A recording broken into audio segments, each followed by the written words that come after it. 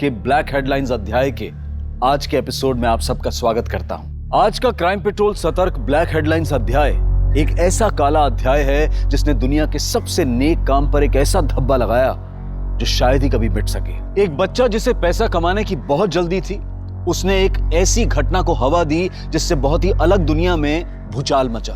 और यह सवाल उठा कि जिन दवाओं पर हम अपनी जिंदगी और सेहत के लिए निर्भर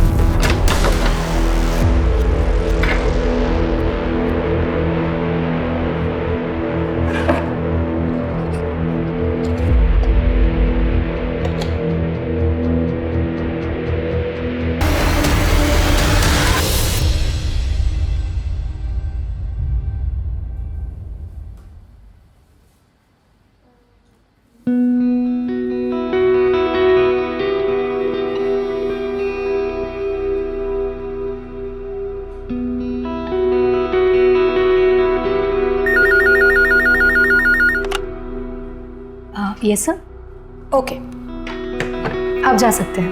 thank you. Excuse me ma'am, yes, ये आपके लिए। Thank you.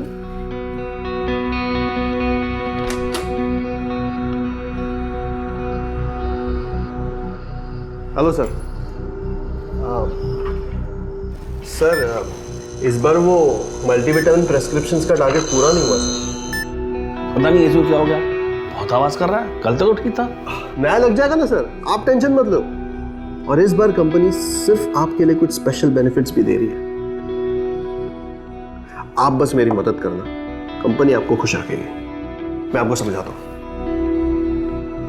खुशी पाने के लिए जिम्मेदारी से समझौता करना गलत है। जिम्मेदारी को दांव पर लगाकर पाई गई खुशी बस चंद मिनटों की मेहमान बनकर आती है, लेकिन उसके बाद जिंदगी भर का दुख दे जाती है। और इसकी सजा सिर्फ उसे ही नहीं जो ऐसा करता है, बल्कि उसके आसपास के लोगों को, उसके रिश्तेदारों को, उसे प्यार करने वालों को और उसके परिवार वालों को भी भुगतनी पड़ती है। रोज तुम एक ही बात पे बहस करती हो। तुम मेरी बात क्यों नहीं मानते? आप कुछ भी बोलती रहती हो। मैं तुम्हें बोल दिया नहीं तो नहीं। नहीं मुझे। तुम क्या चाहती, क्या तुम? क्या गिद्ध जैसा लड़का पैदा किया आपने? मुझे और बर्दाश्त नहीं होता। नेहा, इसे समझा, इतनी गर्मी अच्छी नहीं है। गर्मी है मेरे अंदर। लो, अब ठीक है, हो गई मैं ठंडी। पर पहले ना अपने बेटे को समझाओ, मेरी एक बात भी नहीं मानता है वो। सुरेश, अरे नाश्ता तो करके। सुरेश, एक दिन इसे छोड़ के रास्ते पे फेंक देगा ना वो, तभी पता चलेगा उसे।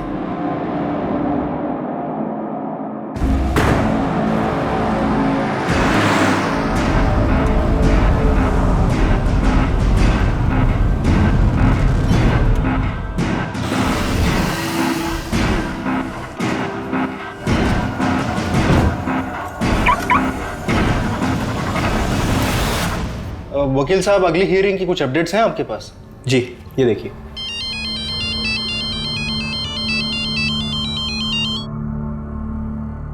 अच्छा, मुझे लगता है हमें वो दूसरा पॉइंट सामने रखना चाहिए ताकि हमारा केस और स्ट्रांग हो जाए और हमारे जीतने के चांसेस बढ़ जाएं। आप टेंशन मत लीजिए, वो हम लोग मैनेज कर लेंगे। क्यों सुरेश, थोड़ा टाइम बाय करते हैं? मुझे लगता है कि नेक्स्ट डेट अगर इसी महीने की हो तो हमारे लिए वो बेहतर रहेगा। देखिए, हम वो ट्राई करेंगे कि हम इसी महीने। सर चाय। हटा यार।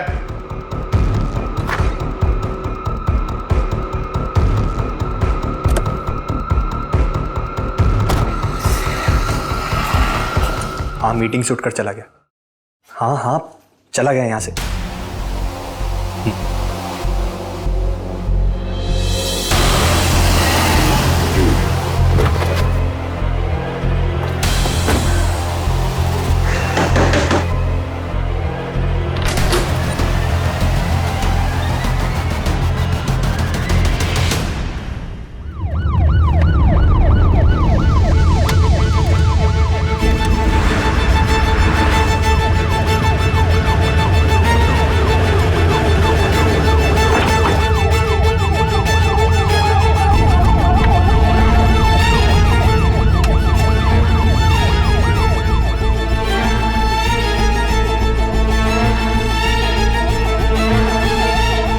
लगता है ये गाड़ी काफी टाइम से यहीं खड़ी है।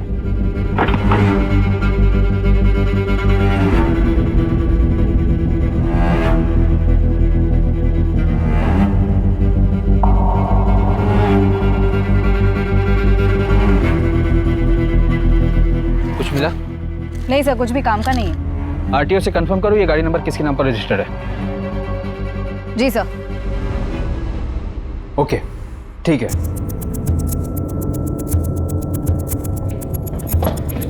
सर, पीसा देवी जंगल के रास्ते में जो गाड़ी हमें मिली थी वो गाड़ी किसी लॉयर सुरेश रेडकर के नाम पर रजिस्टर है। उसका फोन भी स्विच ऑफ है। एनी मिसिंग कंप्लेंट या गाड़ी चोरी की कंप्लेंट? नहीं सर। तो पता लगाओ वकील साहब की गाड़ी जंगल में क्या कर रही थी।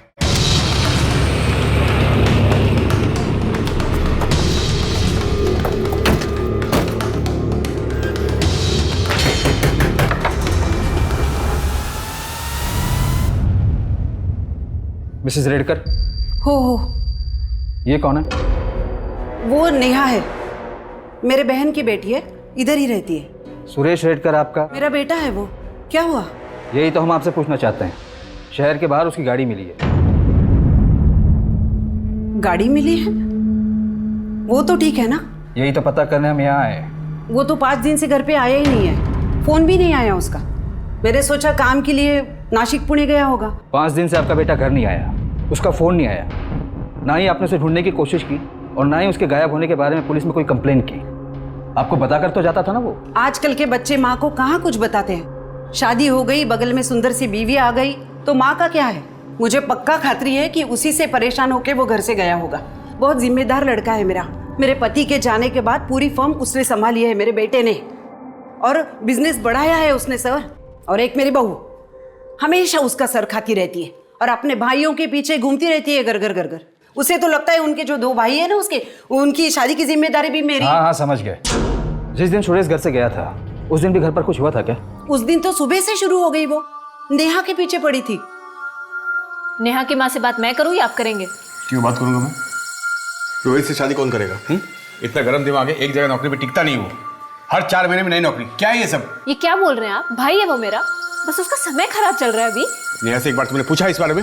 नेहा से क्या पूछना, हमारे घर पे हमारी मेहरबानी पे रहती है बस वो। कर। नेहा, इसके भाई से शादी करने से तो मरना बेहतर है। रोहित तो रोहित, दिनेश भी निकम्मा है। नेहा, उसे समझा, मायके की चिंता छोड़ दे। अभी जिसके साथ घर बसाया है ना उसकी तरफ ध्यान दे। और फिर पता नहीं किस बात पे दोनों में अंदर जोर से झगड़ा शुरू हुआ। तुम क्या चाहती क्या? तुम क्या गिद्ध जैसा लड़का पैदा किया आपने? आपकी बहू, क्या नाम है उनका? निकिता। हम उनसे भी बात करना चाहते हैं। लगता है घर पर नहीं है वो। 3 दिन से मायके में जाके बैठी है वो। इन 5 दिनों में आपको कोई फिरौती का कॉल आया था? फिरौती का कॉल? नहीं, मुझे तो नहीं आया था। आपको गुमशुदा की कंप्लेन लिखवानी है? हाँ, जरूर लिखवानी है। जिस दिन गायब हुए थे उस दिन क्या कपड़े पहने थे सुरेश ने? वो तो हमेशा, मतलब ऑफिस जाते वक्त जो पहनता है वही। ठीक है, जब निकिता आ जाए तो उन्हें पुलिस स्टेशन भेज दीजिएगा।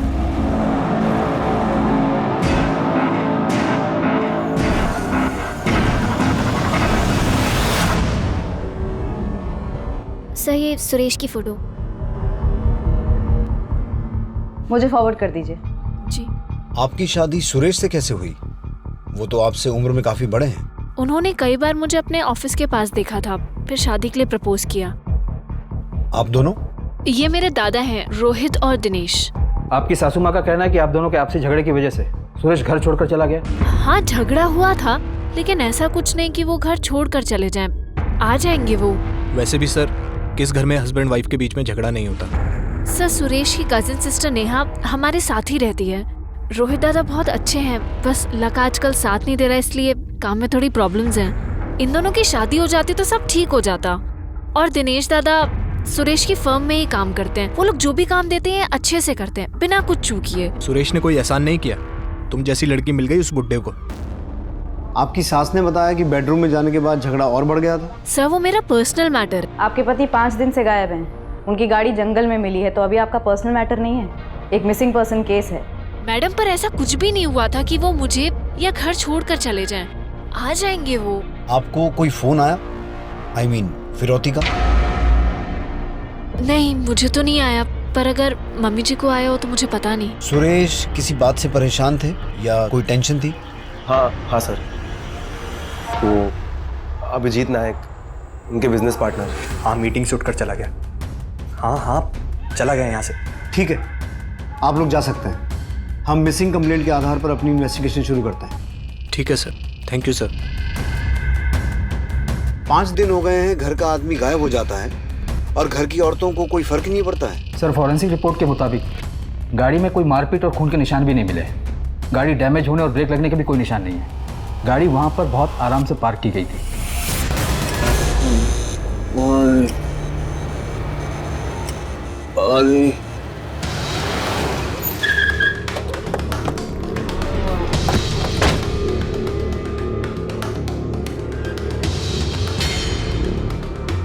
अभिजीत नायक, सर उस साइड।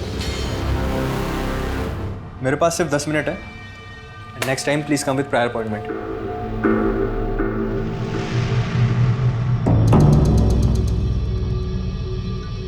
मुझे नहीं पता सुरेश कहाँ है। आपने ढूंढने की कोशिश भी नहीं की? पता नहीं, पिछले कुछ महीनों से बहुत अजीब बर्ताव कर रहा था। मैंने तो उससे सवाल पूछना ही बंद कर दिया था। हमें सुरेश की गाड़ी पीसा देवी जंगल से मिली और वो पिछले 5 दिनों से गायब है। उसकी माँ और बीवी को ना तो कोई फ़ोन आया है ना ही मैसेज, और उन्होंने उसे ढूंढने की कोशिश भी नहीं की। आपने भी कोशिश नहीं की? तो आप भी कोशिश मत करो। जब कंप्लेन नहीं दी है तो केस ही नहीं बनता है ना। सुरेश की माँ और बीवी ने कंप्लेंट की है और आप हमें हमारा काम मत सिखाइए, वरना हम आपको आपका काम सिखाना शुरू करेंगे।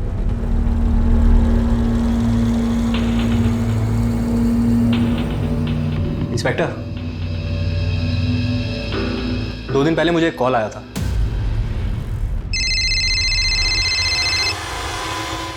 एडवोकेट अभिजीत नायक। सुरेश रेडकर हमारे पास है, जिंदा वापस चाहिए तो 25 लाख तैयार रखना। आपको किडनैपर ने कॉल किया था और आपने इसे रिपोर्ट भी नहीं किया, और किडनैपर ने आप ही को कॉल क्यों किया? मैंने भी उसे यही सवाल किया, लेकिन मुझे क्यों फोन कर रहे हो? क्योंकि हमें औरतों से बात नहीं करनी। पर मेरा क्या लेना देना इससे? तुम उसके पार्टनर हो ना, पैसा तुम्हारे पावर में ही होगा। देखो सुनो, तुम्हें कोई गलतफहमी हुई है ऐसा कुछ? पैसा जमा करके रखना, फिर फोन करूंगा। हेलो, मैं आपको कह रहा हूँ मैं कोई पैसे नहीं देने वाला। मेरा इससे कोई लेना देना नहीं है। पंकज सर, सबसे पहले तो इस अभिजीत को जो किडनैपर का कॉल आया था उस कॉल को ट्रेस करो। ये केस सचमुच अजीब है। सुरेश के गायब होने से किसी को कुछ फर्क ही नहीं पड़ रहा है। औरतें आपस में झगड़ा कर रही हैं, पार्टनर को सिर्फ अपनी पड़ी है। रैंसम कॉल को कोई इतना कैजुअली कैसे ले सकता है? हो सकता है फिरौती का कॉल अभिजीत की ही साजिश हो 25 लाख ऐंठने के लिए। ये लॉयर है, गेम प्लेयर भी हो सकता है। इसकी पूरी कुंडली निकालो। और सुरेश के कॉल रिकॉर्ड्स और फोन ट्रैकिंग रिपोर्ट का क्या स्टेटस है? आते ही होंगे सर। रिश्ते कभी एक दूसरे के लिए जान देने वाले तो कभी एक दूसरे की जान लेने वाले। सुरेश के रिश्ते बहुत अजीब थे। उसकी मां और उसकी बीवी ने अपने आपसी तनाव की वजह से सुरेश के गायब होने के 5 दिन बाद तक ना तो उसकी कोई पुलिस कंप्लेंट की और ना ही उसे ढूंढने की कोशिश की, और उसके पार्टनर ने भी यही किया। लेकिन क्यों? क्या सुरेश उन्हें अपनी जिंदगी में नहीं चाहिए था, या फिर सुरेश इन लोगों से इतना उकता गया था, परेशान हो गया था कि वो खुद। सर, तो आज टाइम है आपके पास? सर एक बात है जो उस दिन मैं आपको बताना भूल गया था। एक और बात? जी, एक और बात। एक और कॉल? जी नहीं। देखो दिनेश, मैं ये सब नहीं कर सकता, लेकिन ये पेपर चाहिए किसको? सर निकिता को चाहिए। और किसको? निकिता को डिवोर्स पेपर चाहिए? पर क्यों?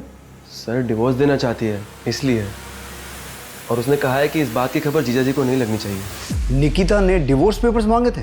यस, निकिता और उसकी फैमिली सब मिले हुए हैं। डिवोर्स नहीं दिया तो ऐसे पैसे निकाल रहे हैं। ये इन्फॉर्मेशन फॉल्स ना निकले वकील साहब। लेकिन सर, निकिता ने हमें डिवोर्स के बारे में कुछ नहीं बताया। क्या सुरेश की माँ को इस बारे में पता है? बात यहाँ तक आ गई और मुझे पता भी नहीं चला। मेरे बेटे को कुछ हो तो नहीं जाएगा ना? मैं अभिजीत को बार बार फोन कर रही हूँ तो वो बोल रहा है कि कोई कॉल आया ही नहीं। वहाँ ऑफिस में एक कांस्टेबल पोस्टेड है, जैसे ही कोई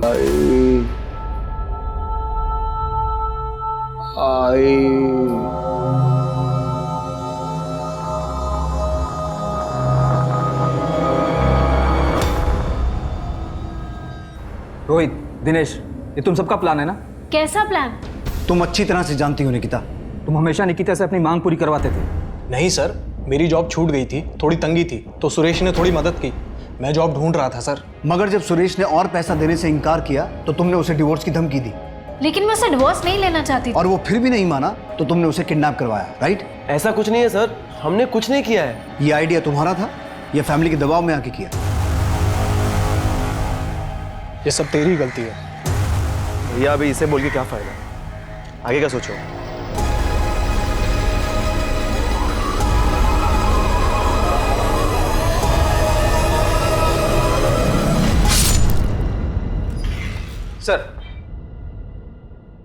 सर जिस दिन सुरेश गायब हुआ था उस दिन ज्यादातर मिस कॉल निकिता के ही थे, और उसी दिन सुरेश ने एक अनसेव नंबर पर 2 बार कॉल किया था। मैंने पता किया, वो नंबर किसी नारायण भाई महाराज का है। उनका अपना एक बंगला है जहाँ पर वो प्रार्थना और मेडिटेशन करवाते हैं, और लोकेशन भी दिखा रहा है कि सुरेश उसी एरिया में था। सर ये देखिए सर, सोशल मीडिया से मिला। बुला लो इसे। बुलाया है, आज आउट ऑफ टाउन है, कल आएगा। ये खेल कुछ समझ में नहीं आ रहा है। सुरेश की मां लता को कुछ पता ही नहीं है, वो सिर्फ सुरेश की बीवी निकिता पे इल्जाम लगा रही है। निकिता के बारे में अभी बहुत कुछ पता चलना बाकी है। और ये अभिजीत, ये तो मुझे शुरू से ही गेम प्लेयर लग रहा है। पंकज, तुम इस बाबा के बारे में पता करो। दीपा, तुम और मैं चल के जरा निकिता से बात करते हैं। नेहा, कुल मिला के कितने जमा हुए हैं? सब मिला के कुछ 8-9 लाख हुए होंगे।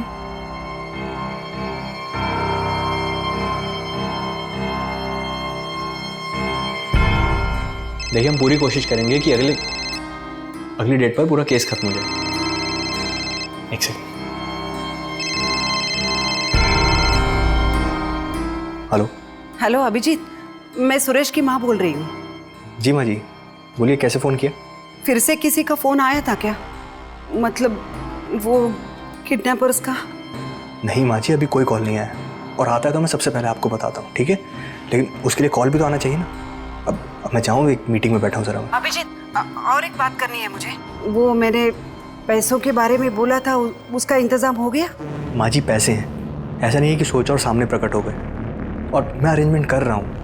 लेकिन देखिए बुरा मत मानिए, Suresh as a partner company में कम ही काम करता था। सारी मीटिंग्स, कोर्ट केसेस मैं ही हैंडल करता था। उसकी वजह से बिजनेस में पैसे कम आते थे, उतने मैं दे दूंगा, मगर आप मेरे भरोसे मत रहिए। लेकिन बेटा, फर्म तो सुरेश का ही है ना?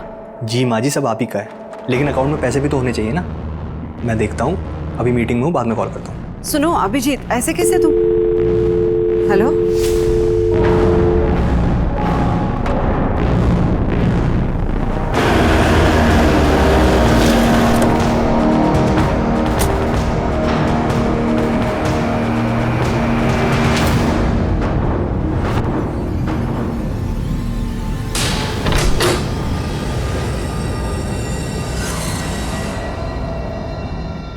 महाराज।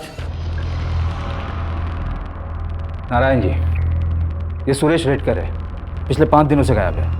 आप जानते हैं इसे? जी हाँ, जानते हैं इसे।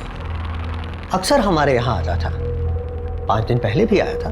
क्या करता था यहाँ आकर? अस्वस्थ था, छटपटा रहा था, दिमाग में उथल पुथल, दिल में हलचल। क्यों, ऐसा क्या हुआ था? एक समस्या का समाधान चाहता था। बार बार पूछता था कि रिश्ते निभाने के लिए अगर कोई गलत काम किया तो उससे पाप लगता है क्या? मतलब? अब उसके दिमाग में क्या चल रहा था ये हम नहीं जानते।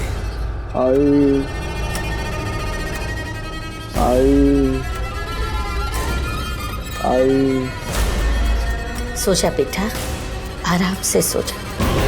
मुझे माफ करना पूरब दिशा, रिश्ता निभाना पूरब दिशा।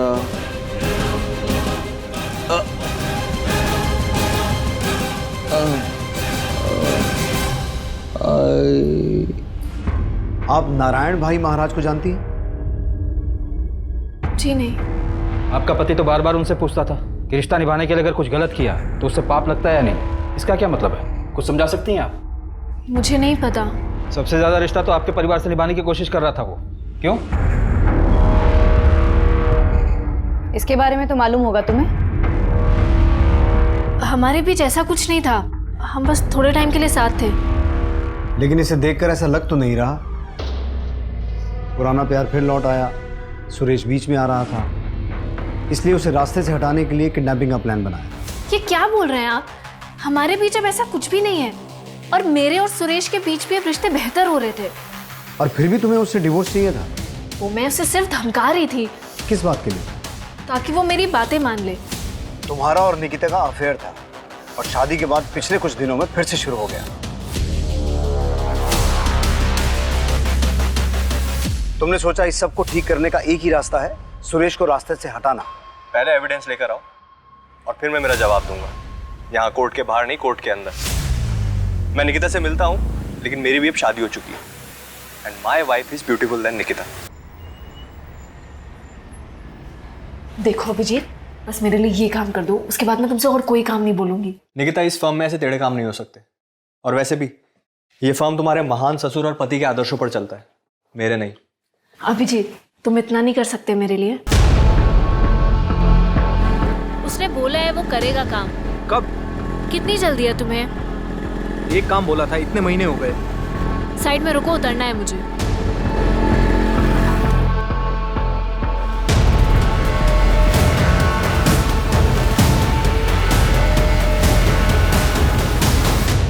मैडम, अगर किडनैपर्स का फोन आता है तो मैं आपको खबर कर दूंगा, मगर आप इस तरह मेरे ऑफिस में आकर मत बैठा करें। क्लाइंट्स के सामने अच्छा नहीं लगता है। आप सुन भी रही हैं मैं आपसे क्या कह रहा हूँ? अभिजीत के पास भी मोटिव तो है, ऑफिस, पार्टनर की बीवी। बस सुरेश को रास्ते से हटाओ, सब कुछ अपना। और रैंसम का एक ही कॉल आया, वो भी उसी को। जो नंबर से कॉल किया गया वो फर्जी डॉक्यूमेंट देकर लिया गया था। सर, जिस एरिया से सुरेश की गाड़ी मिली थी और उसका फ़ोन बंद हुआ था वो वल्लभ नगर एरिया में आता है। उसके आसपास की सारी सीसीटीवी फुटेज चेक की। वहाँ एक पेट्रोल पंप के बाहर एक बस स्टॉप है जहाँ ये आदमी दिखा। कौन है ये? सर, ये सुरेश की गाड़ी में बैठा था और इसके बैठने के चंद मिनटों बाद ही सुरेश का फ़ोन बंद हुआ। इसकी फोटो सर्कुलेट करवाओ और उस एरिया में इसके बारे में पूछताछ करो। जी सर। सर,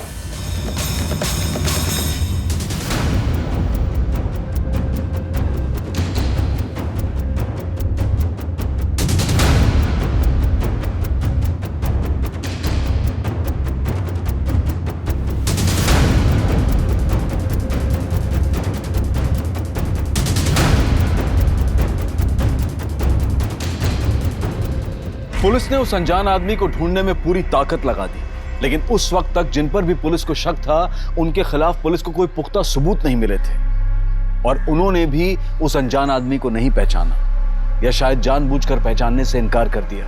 पुलिस को कोई रास्ता नजर नहीं आ रहा था और 3 दिन बाद ही पुलिस के हाथ एक ऐसा सुराग लगा जिसने इस केस को अचानक एक पेचीदा रुख दे दिया। घर से झगड़कर निकला सुरेश काफी दिनों से गायब है। किसी को पता नहीं चल पा रहा था कि सुरेश को आसमान खा गया या जमीन निकल गई।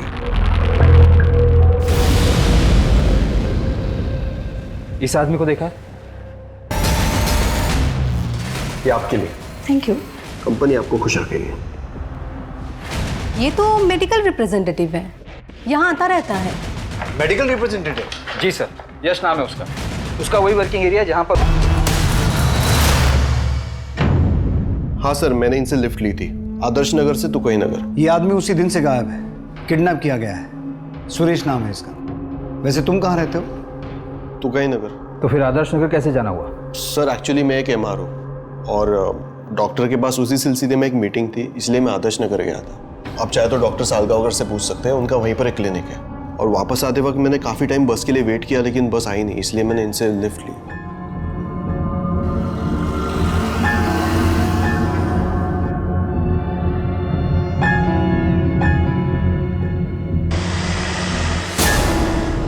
और जैसे ही तुकाई नगर आया मैं गाड़ी से उतर गया।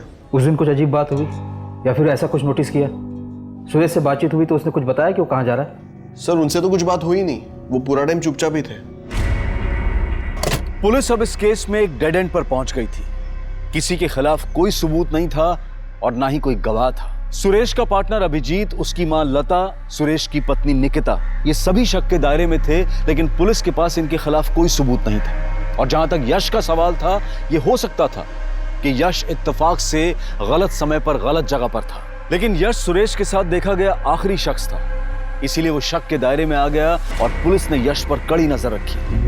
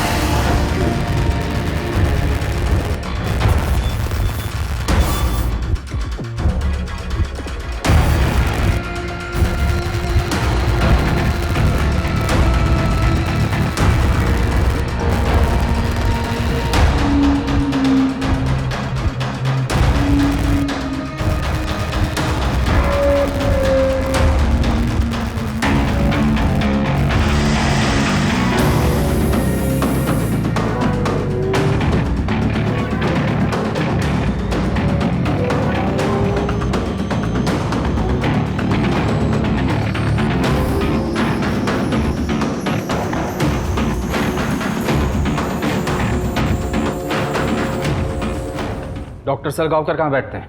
क्यों सर, क्या हुआ? होटल अपर्णा एग्जीक्यूटिव के बारे में पूछताछ करनी है आपसे। सर यश दुर्गे ने सब अरेंज किया था। मेरा तो सर पहली बार था। सर मेरी फैमिली है, रेपुटेशन है। सर ये बात, सर मैं तो बर्बाद हो जाऊंगा सर, तबाह हो जाऊंगा सर, प्लीज सर। सर ये यश उतना सीधा है नहीं जितना दिखता है। मेडिसिन बेचने के लिए तरह तरह के घूस देता था वो डॉक्टर्स को, और लड़कियां भी। और इस बार कंपनी सिर्फ आपके लिए कुछ स्पेशल बेनिफिट्स भी दे रही है। आप बस मेरी मदद करना, कंपनी आपको खुश रखेगी। उसके बदले में डॉक्टर उस मेडिकल कंपनी की दवाइयाँ प्रिस्क्राइब करते थे जिसकी ज़रूरत ही नहीं थी। ये यश ऐसे स्टार परफॉर्मर बना है। होटल में एक रूम भी बुक किया था उसने, परमानेंट। पर इन सब बातों का सुरेश की किडनैपिंग से क्या कनेक्शन हो सकता है? पंकज, होटल की सीसीटीवी फुटेज चेक करो, पिछले कुछ दिनों की नहीं, पिछले कुछ महीनों की। और वो जो कमरा यश ने परमानेंटली बुक करवा के रखा था, उसकी तलाशी लो। ये यश भी खिलाड़ी आदमी है।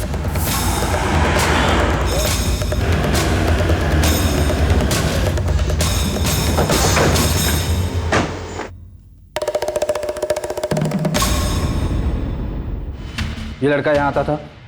हाँ सर। ये जिस रूम में ठहरता था उसकी चाबी दीजिए। Okay sir.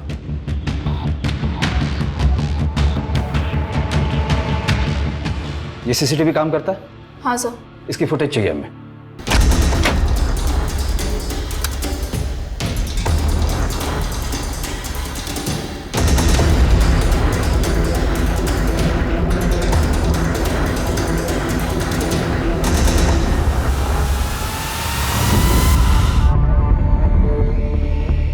सर यश हमेशा एक ही लड़की को अपने क्लाइंट के पास भेजता था, उसका नाम माया है। सब प्लीज मेरे घर वालों को कुछ मत बताइएगा, उनको इस बारे में कुछ भी नहीं पता है। तुम यश को कैसे जानती हो? वो मेडिकल रिप्रेजेंटेटिव है, थोड़े दिन पहले मेरे पास आया था, बोल रहा था कि उसके कुछ डॉक्टर दोस्त हैं, अगर मैं उनके साथ थोड़ा वक्त बिताती हूँ तो अच्छे पैसे देगा। पैसे अच्छे थे इसलिए मैं मान गई। और ये आदमी, इसे भी यश लेके आया था? नहीं सर, इसे उस दूसरे एमआर ने भेजा था, मगर मुझे याद है सर कि ये आदमी बहुत ही अजीब था। नर्मदा परिक्रमा करनी है। श्रीमत नारायण भाई ने कहा है कि 11 बार परिक्रमा करो और कॉस्मिक संतुलन पाओ। खुद ही एनर्जी को महसूस करो, खुद ही एनर्जी बन जाओ। सिर्फ बातें ही करोगे या कुछ और भी करोगे? कभी मोक्ष का मार्ग स्पष्ट रूप से देख पाए हो? कभी आत्मा ने तुम्हें अंदर से पुकारा है? संसार में दुख का कारण ध्यान क्या है तुम्हारा? मैंने तुम्हें 2 घंटे के लिए पैसे दिए, तो तुम सिर्फ 2 घंटे मेरी बात सुनोगी, मुझ पर ध्यान रखोगी, मुझसे बात करोगी। नर्मदा परिक्रमा करनी है। मगर अभी तो तुमने कहा था कि तुम्हारे सारे क्लाइंट्स यश के थ्रू आते हैं। देखो माया, किसी को बचाने की कोशिश मत करना। नहीं सर, मैं झूठ नहीं बोल रही हूँ। यश से पहले भी एक एमआर था, एक्चुअली उसी ने मुझे यश से मिलवाया था। फिर थोड़े दिनों बाद वो कहीं गायब हो गया और यश टिका रहा। फिर थोड़े दिनों बाद वही एमआर इस आदमी को मेरे पास लेकर आया था सर। उसका कोई नंबर वगैरह है? ये नया मोबाइल कहाँ से आया तेरे पास? कहाँ से आया? चोरी किया ना तूने? मैंने चोरी किया ना तूने? तेरा बाप ने उधर जेल में सड़ रहा है, तू भी जा उधर। मैंने नहीं किया चोरी। ऐसे नहीं मारेगा, चल उठ उठ उठ चल।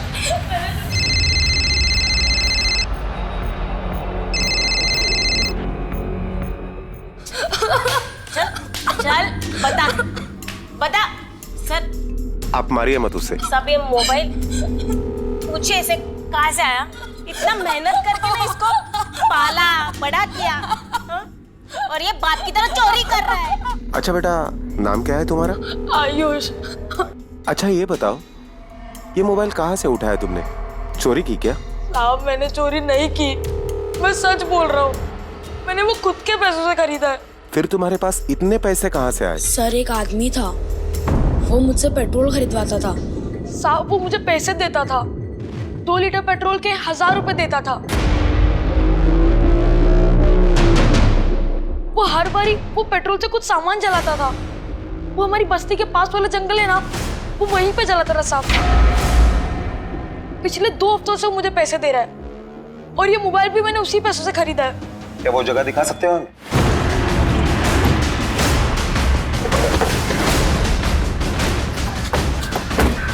कहाँ पे बेटा? वहां पर।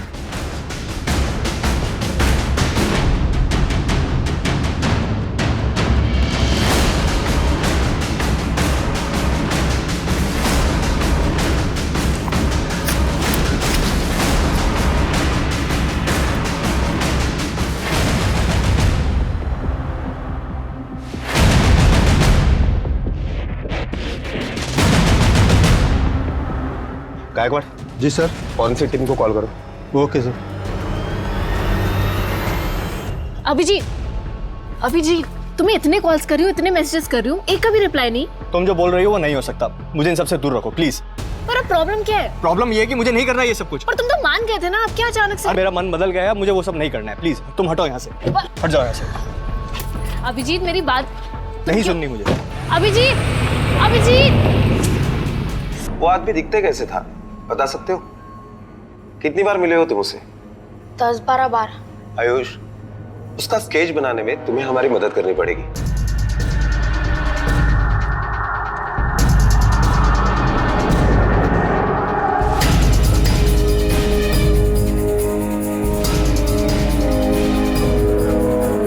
सर, क्रांति चौक पुलिस स्टेशन में एक केस की तहकीकात में इस आदमी का स्केच बना है।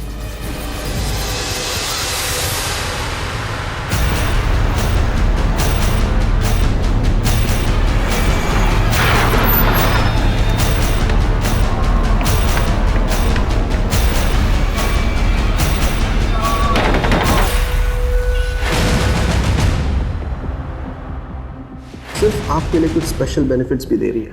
आप बस मेरी मदद करना, कंपनी आपको खुश रखेगी। सर एक्चुअली मैं एक एमआर हूँ। कहाँ ले जा रहे हो मुझे बताइए तो सही, मैंने किया क्या है? तू जिस लड़के से पेट्रोल खरीदता था ना, उसने तेरा भांडा फोड़ दिया। अब बाकी का किस्सा पुलिस स्टेशन में बता। अरे ऐसा कुछ नहीं, मैंने कुछ नहीं किया सर। सर बताता हूँ। मेरे चाचा की एक जमीन है, चचेरे भाई यूरोप में है और बहन दिल्ली में है ससुराल। अगर ये जमीन बेची तो मालामाल हो सकता है, लेकिन वकील मान नहीं रहा है। क्यों? अरे डॉक्यूमेंट्स पे बाकी सबका नाम हटाकर सिर्फ मेरा नाम रखने के बहुत सारे पैसे मांग रहे हैं। तेरा ये काम मैं करा देता हूँ, लेकिन 10% लगेगा। कमीशन दिया, मगर इतना टेढ़ा काम कोई वकील वगैरह हो तो ही हो पाता है, क्योंकि जमीन के पेपर्स में हेरा फेरी करना उनके लिए उतना मुश्किल नहीं होता। इसी को किडनैप करते हैं। जब तक सुरेश ऑफिस में नहीं है, उसके पार्टनर से पेपर बनवा लेंगे। किडनैपिंग का पैसा भी तो मिलेगा ना। फिर हमने किडनैपिंग की पूरी प्लानिंग की।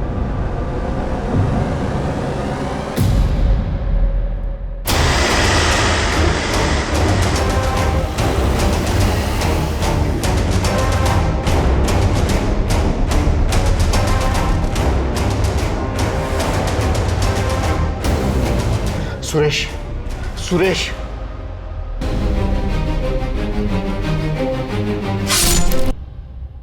ये मैंने अकेले नहीं किया। कौन था तेरे साथ? सारा प्लान तो उसी का था।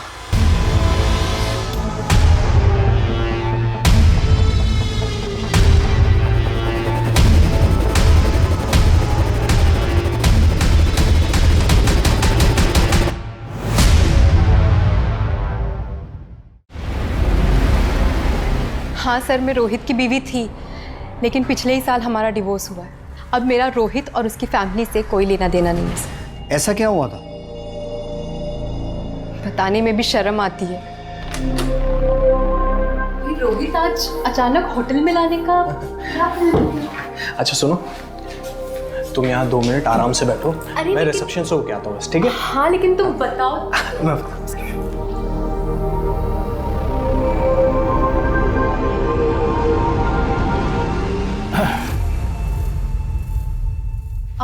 आप कौन? अरे आप तो यूं ही शर्मा रही हैं। आप नजदीक मत आओ। अरे आप तो खामखा घबराती। क्या बदतमीजी है? रोहित, रोहित, रोहित, अरे रोहित, तुमने इसे बताया नहीं क्या? मेरा टाइम क्यों बर्बाद किया? आप मुझे 2 मिनट दीजिए, मैं इसे समझाता हूँ सर। रोहित, देखो मेरी बात ध्यान से सुनो शिल्पा, ये बहुत बड़े डॉक्टर हैं, मेरा सारा काम कर देंगे। बस तुम्हें इनके साथ थोड़ा सा वक्त गुजारना होगा।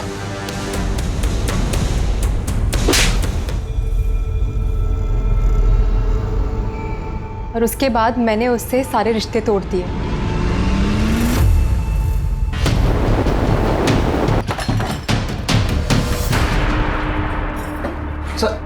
चल। अरे मेरे भाई सर मैंने कुछ कहाँ ले जा रहे हैं? चल सर बताता हूँ। मैं और रोहित एक ही कंपनी में मेडिकल रिप्रेजेंटेटिव थे। एक टारगेट अचीव हुआ तो सामने दूसरा लाकर रख देते हैं। इन लोगों का ये नाटक खत्म ही नहीं होता। सच बोल रहा हूँ यार, ये टेंशन अब झेला नहीं जाता। जॉब है तो टेंशन है, नहीं है तो डबल टेंशन है। मेरे पास तो बिल्कुल पैसे नहीं है। निकिता के ससुराल से जो आता है उससे महीने का खर्च चलता है, लेकिन सुरेश और उसकी माँ दोनों बहुत खड़ूस हैं। ऊपर से डिवोर्स में बीवी को पैसे देने पड़ते हैं। कैसे जीऊंगा यार? मुझे पैसे चाहिए किसी भी हालात में। तेरी बीवी ने तुझसे डिवोर्स मांगा और सुरेश के पिता ने डिवोर्स दिलवाने में तेरी बीवी की मदद की। ये बात तेरे दिमाग में बैठ गई। तू मौका ढूंढ रहा था और इसी वजह से तूने सुरेश को अगवा किया। सर हम दोनों बहुत बड़ी प्रॉब्लम में थे। हम दोनों को पैसे की सख्त ज़रूरत थी और मेरी तो जॉब भी नहीं थी सर। मेरा रिकॉर्ड ख़राब होने की वजह से कहीं लग भी नहीं रही थी। तो मैंने और यश ये सोचा कि आसानी से पैसा कैसे कमाया जाए। मेरे चाचा की एक जमीन है, चचेरा भाई यूरोप में है और बहन दिल्ली में है ससुराल में। तो अगर ये जमीन बेची तो मालामाल हो सकते हैं, लेकिन वकील मान नहीं रहा है। क्यों? अरे डॉक्यूमेंट्स पे बाकी सबका नाम हटाकर सिर्फ मेरा नाम रखने के बहुत सारे पैसे मांग रहे हैं और उतने पैसे है नहीं मेरे पास। तेरा ये काम मैं करा देता हूँ, लेकिन 10% लगेगा। कमीशन दिया, मगर इतना टेढ़ा काम कोई वकील वगैरह हो तो ही हो पाता है, क्योंकि जमीन के पेपर्स में हेरा फेरी करना उनके लिए उतना मुश्किल नहीं होता। मैं जरूर कुछ कर सकता हूँ, बस ये डॉक्यूमेंट वाला काम हो जाने दे। अरे ये काम हो गया ना तो जिंदगी भर जॉब करने की भी जरूरत नहीं है। सर मुझे पता था सुरेश एक अच्छा वकील था, वो हमारी मदद जरूर करता। रोहित ये फ्रॉड है। मैं और मेरी फर्म ऐसे काम नहीं करते। नहीं, दूसरे की प्रॉपर्टी हड़पना चाहते हो तुम? शर्म नहीं आती तुम्हें? नहीं, तुम्हारी करतूतें मैंने निकिता को बता दी तो क्या सोचेगी? लेकिन सुरेश, हेलो हेलो, बस सुरेश को मना ले के पेपर्स तैयार कर दे। भाई के लिए इतना तो करेगी ना निकिता? हाँ ठीक है, मैं बात करके देखती हूँ। मैं तुम्हें 1000 बार कह चुका हूँ ये सब फ्रॉड है। तुम्हारा भाई लालच में अंधा हो चुका है। मगर आप उसके लिए इतना कर देंगे तो इसमें आपका क्या नुकसान हो जाएगा? ऊपर से उसका भला हो जाएगा ना। तुम्हारा और तुम्हारे भाइयों का दिमाग ठिकाने में नहीं है। पागल हो गए तुम लोग। मैं ये काम हरगिज नहीं करूंगा, हरगिज नहीं।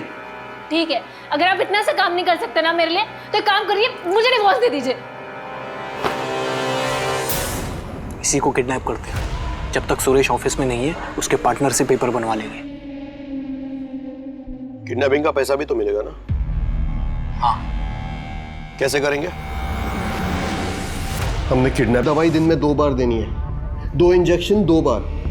सुन रही हो ना माँ? यार ये कर तो पाएंगी ना? अरे तू टेंशन मत ले, कर ली माँ। 2 इंजेक्शन 2 बार, ठीक है? हाँ। ओके चलो।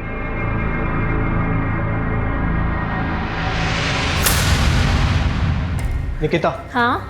जब तक सुरेश नहीं है तू अभिजीत से बात कर। वो पेपर्स तैयार हो जाएंगे तो यश मेरी जॉब ढूंढने में मदद करेगा। अभिजीत? हाँ, वो तुझे कभी ना नहीं कहेगा। लेकिन मैं भाई के लिए इतना तो कर ही सकती है ना निकिता, वरना मैं मर जाऊंगा। निकिता जो तुम कह रहे हो मैं नहीं कर सकता वो। प्लीज ना अभिजीत। ये सब करके मेरा क्या फायदा? और सुरेश को पता चल गया तो और बखेड़ा खड़ा कर दे। तुम जानती हो उसे, वो अभी भी सीनियर पार्टनर है मेरा। पर वो नहीं है ना अभी। लेकिन आ जाएगा ना। हमें फिरौती के पैसों की पूरी उम्मीद थी, मगर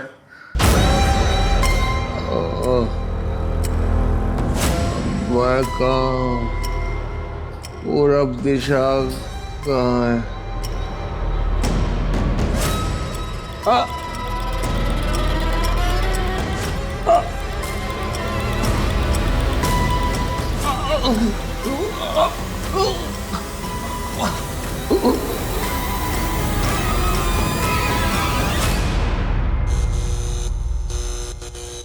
सुरेश, सुरेश शायद ड्रग ओवरडोज हो गया।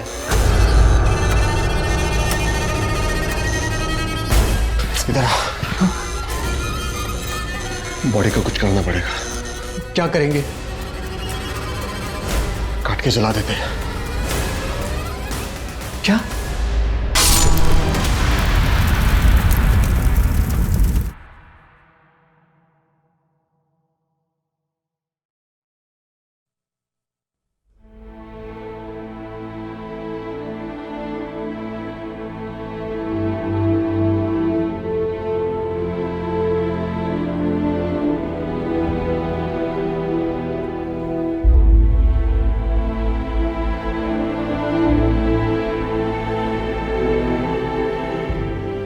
इस केस के दौरान मेडिकल प्रोफेशन की एक डार्क साइड सामने आई, जिसमें मेडिकल रिप्रेजेंटेटिव यानी कि एमआर और डॉक्टर्स तक सभी शामिल थे। रोहित ने अपनी बहन के साथ जबरदस्त विश्वासघात किया और उसी तरह से यश और उस डॉक्टर ने भी उन पर भरोसा करने वाले पेशेंट्स के साथ विश्वासघात किया। ये कहानी सिर्फ एक गुनाह की नहीं है, बल्कि रिश्तों में अपने ही लोगों द्वारा किए गए विश्वासघात की भी है। जैसे कि हर प्रोफेशन में भले और बुरे लोग होते हैं, वैसे ही मेडिकल प्रोफेशन का भी है। लेकिन इस प्रोफेशन के कुछ बुरे लोगों की वजह से लोगों की जिंदगियां दांव पर लग जाती हैं और पूरे प्रोफेशन का नाम बदनाम हो जाता है। लेकिन जो भी हो, अब हमें अपने मेडिकल प्रिस्क्रिप्शन और मेडिकल टेस्ट को लेकर चौकन्ने रहना होगा। ये सवाल पूछने होंगे कि ये डॉक्टर्स जो हमें लंबी चौड़ी दवाइयां लिखकर देते हैं, उनका इस्तेमाल जरूरी भी है या नहीं। लेकिन इसका मतलब ये नहीं है कि हम हमेशा दूसरों पर शक करें। बस हमें आंख बंद करके विश्वास करना बंद करना होगा। अगर हम सतर्क रहें, चौकन्ने रहें, तो हम इस मेडिकल फील्ड जैसे पाक फील्ड से इस बुराई को दूर रखने में कामयाब हो सकते हैं। अब मैं अनूप सोनी आपसे विदा लेता हूं। फिर मुलाकात होगी क्राइम पेट्रोल सतर्क के ब्लैक हेडलाइंस अध्याय में एक और नए केस के साथ। और याद रखें, क्राइम और आपके बीच में सिर्फ इतना फर्क है कि आप कितने सतर्क हैं। सतर्क रहें, सुरक्षित रहें। जय हिंद।